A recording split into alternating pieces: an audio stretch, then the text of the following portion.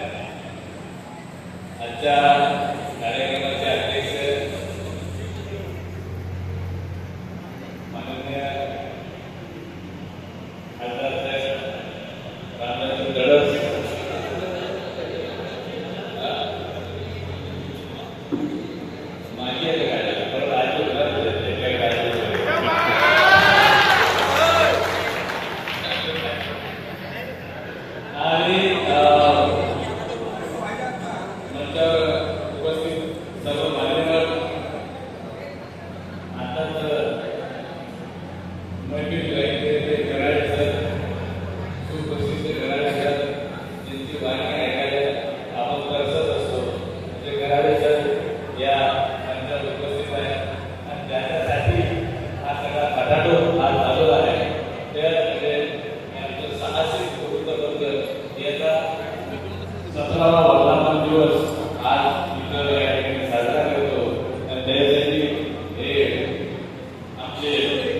रवी भाऊ आणि वैद्य रेणुकाताई याचं मी मनापासून अभिनंदन करतो की गेली 17 वर्ष ते हा पेपर चालवलेला आहे. आता सगळे लोक म्हणून गेले पेपर चालवणं काही खाची गोष्ट नाही आहे, पण बऱ्याच लोकांना असं वाटते का पेपर चालवणं ही खाची गोष्ट आहे. तसं नाही आहे. जे लोक इमानदारीने पेपर चालवतात त्यांना लई कष्ट आहे आणि बाकीचे जे काही असे लोक त्यांना तो आनंदच आहे. पण इमानदारीनं सच्च्या बातम्या देऊन आणि समाजासमोर एक म्हणजे भ्रष्टाचाराविरुद्ध भांडाफोड एक आवाज उठवून समाजाला त्याची माहिती करून देणं आणि अशा पद्धतीचा पेपर चालवणं हे फार कठीण गोष्ट आहे. पण हे गेल्या 17 वर्षापासून हे करताय. माझं म्हणणं असं आहे तर तुम्ही 17 वर्षापासून करत नाही, तुम्ही आता 17 वर्षात आले आहे, त्यामुळे तुम्ही एकदम नौजवान आहात, आता एकदम तरुण आहात. त्यामुळे इथून आता तुम्ही कार्यक्रम सुरू होता. मला जी वहिनी बोलता बोलल्या म्हणजे बऱ्याच गोष्टीमध्ये लग्नाच्या आधी माहिती होत्या. मी नाही बोललो, त्या बोलल्या. बघायला तुम्हाला लग्नानंतर माहीत झाल्या लग्नाच्या आधी माहीत झाल्यानंतर अशा अवलिया माणसाबरोबर लग्न कोण करणार आहे. खरंच आहे, अशा माणसं अवलिया असतात. हे स्वतः कधी सुधरत नाही. तर तरी त्यांना वहिनी जरा सपोर्ट करायला भेटली तर महाबाहेरसाठी भेटले असते ना 10,000 महिन्याची शूटिंग करत तरी विचारले कुठे झाले कुठे झाले काय करू राहिले. पण हे माऊली त्यांना सपोर्ट करतो. सपोर्ट नाही करत तर मी याचा आढावा घेतला. त्याच्या गावात 100 कोटी रुपयाचा निधी उपलब्ध करून दिलेला आहे. एका छोट्या गावात 1100 लोकसंख्येच्या गावात 1 कोटी जर निधी उपलब्ध करून दिलं हे खास काम नाही. म्हणजे हे दोघे जण ज्ञानाच्या संदर्भात आलेले आहेत. हे जीवन हे याच्यासाठी जगतच नाही, ते दुसऱ्यासाठी हे जीवन जगतं. तर असं जीवन जगणं हे आनंद. म्हणजे आमचा आला सांगेल आमचा आला पाहिजे काय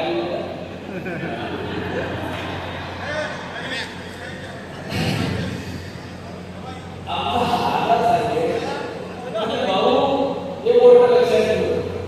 तू उद्या मोठा होशील, पैसे कमवशील, पण म्हणजे तुझी जेवढी गरज असेल तर बाबा तुझी गरज आहे 1000 रुपये महिना. समजा त्या 1000 रुपये सगळं झालं. तुझं खाणं पिणं आलं, तुझं घर भाडं आलं, तुझं इन्कम टॅक्स आला, तुझं LIC आली, तुझी सेव्हिंग आली, तुझ्या पोरासाठी आणखी पैसे जमून त्यातले पैसे आपले नाही आहे, कोणाचे तरी आहे. जेव्हा जेव्हा गरज पडत ते पैसे तू देऊन टाक. हे आमच्या आजोबांनी सांगितलं. न्यायाचा अंदाज घेतला हे मी बोललेले 100 रुपये देतो. मी काही जास्त दिवस नाही करत. मी काही एवढा मोठा माणूस नाही. तर हा माणूस त्याच्या उत्पन्नाचे 50% पैसे खर्च ह्या जनसेवेवरती करते. त्याच्याने एक जोरदार टाळ्या द्या. आपण जगतच असतो. आपल्या विदर्भामध्ये प्रश्न तरी पडलेले असे वहिनीने प्रश्न पडले काय जमत नाव कसं होईल. एवढे पेपर चालू आहे तर हा प्रश्न तुम्हाला नाही पडला. आपल्या बऱ्याच पोरामुळे हा प्रश्न पडलेला आहे. तेव्हा कसं होईल, आपण गेलो तर काय होईल. म्हणजे आपला प्रॉब्लेम कसा कुठून सुरू होतो आपल्याला एखाद्या भेटायला जायचं असेल तिथून सुरू होते. तो भेटत काय पण नाही भेटला मिळू नये तुझे काय प्रॉब्लेम नाही. जाऊ नये पाहू नये काय परिस्थिती आहे. आपले प्रश्न नाही. आपल्या प्रश्नाकृती जे जास्त जर करत असाल तर प्रश्न हे दुय्यम दुसरे आहे. आपल्याकडे पैसे नाही. एक प्रॉब्लेम आपल्याला आपल्याला जमते. तुम्हाला एक स्पष्ट गोष्ट सांगतो, माझ्या अनुभवावर गोष्ट सांगतो. पैशाला कुठलंच काही काम पडत नाही. आणि ह्या माणसाला जन्म काही श्रीमंत घरात झाला असं काही वाटत नाही. लहान मुलापासून पेपर टाकण्यापासून दुधाच्या टाकण्यापासून असे सगळे धंदे केले पण ते करा नेटानं करावं लागतं, ते श्रद्धेनं करावं लागतं, ते विश्वासानं करावं लागतं. आणि जोपर्यंत ते साध्य होत नाही तोपर्यंत त्याचा ध्यास सोडू नये. हे बरेचदा आपल्या जे आमचे काम करायला बरोबर येतात त्यांना तुम्ही हे गोष्ट सांगतो तर तुम्हाला जिद्द आहे. म्हणजे माझं एक छोटं उदाहरण तुम्हाला सांगतो.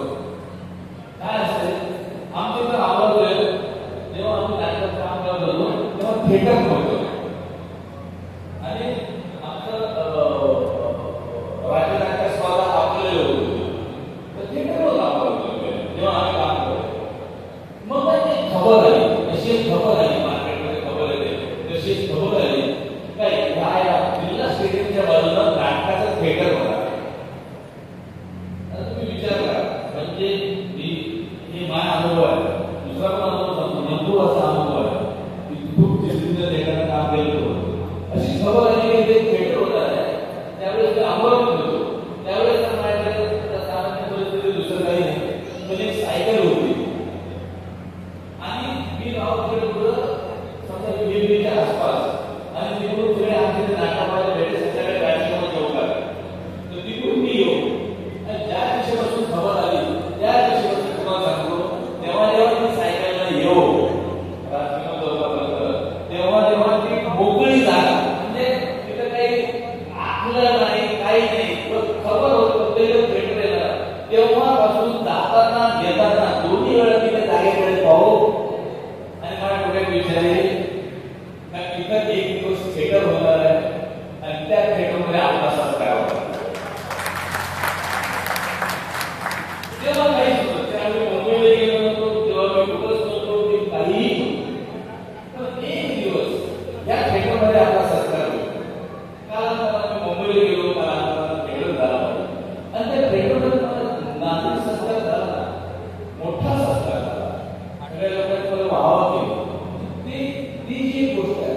नंतर आम्ही मुंबईत नाटक करायला लागलो होतो, राजनाट्य रवींद्र नाट्य मंदिरमध्ये सुशील विद्याच्या बाजूला थिएटर आहे. त्या थिएटरवरती आम्ही सकाळी जात होतो, सगळे भोसले बासके घेऊन विदर्भ त्यावेळेला परत गाडी होती, विदर्भाला भोसले बासके घेऊन जातो, डोक्यावर भोसले घालून त्या थिएटरमध्ये टाकायचे आणि मग त्या थिएटरच्या समोर रस्ता आहे आणि त्या रस्त्याच्या पलीकडे चहाचे डबे, चहा घे आणि रंगीबिरंगी गाड्या त्या रस्त्यानं जायच्या. मग आमचा जो मॅनेजर होता तो होता त्याच्याकडे सगळे पैसे जमा केले असायचे तो आम्हाला तिकडे घेऊन जाय आणि तो चहा पाहिजे. मग चहा पाहिजे तो नवीन नंबर त्यावेळेस चहा कटी कोणी एक पे कोणी दोन पे असं सगळं आणि मग ते तो रोड क्रॉस करताना या रोडला येऊ थिएटरच्या बाकी सगळे अंदर जायचे हॉलमध्ये. तो मी बरेच वेळ त्या गेटवर उभा राहतो. त्या गाड्या त्यावेळेस आमच्याकडे अँबेसिडर काय नंतर ते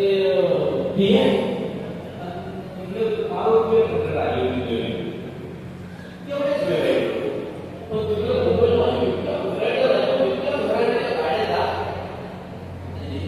विचार करू आणि एक दिवस आपली गाडी घरात असताना गेली पाहिजे. आपली गाडी गेली आणि तुम्हाला सांगतो की आज माझी गाडी त्या रस्त्याला जाते.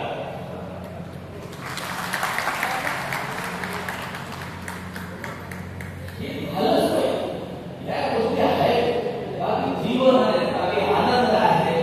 फार प्रश्न न विचारता बायकाईने सांगतो माणसाने फार प्रश्न विचारू नका, लय परेशान आहे ते तसेच परेशान आहे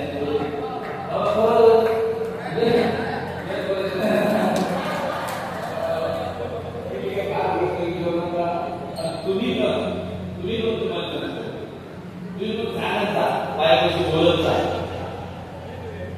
आपल्याला काय माणूस घरी आला बायको विचार काय बाई आपली स्वभाव होती ती इतकी हुशार आहे का माणसाला चेहरा पाहूनच ओळखते नाही बेगेला काय करणार. आज त्याचा जागरण सुद्धा व्हायला गेले काय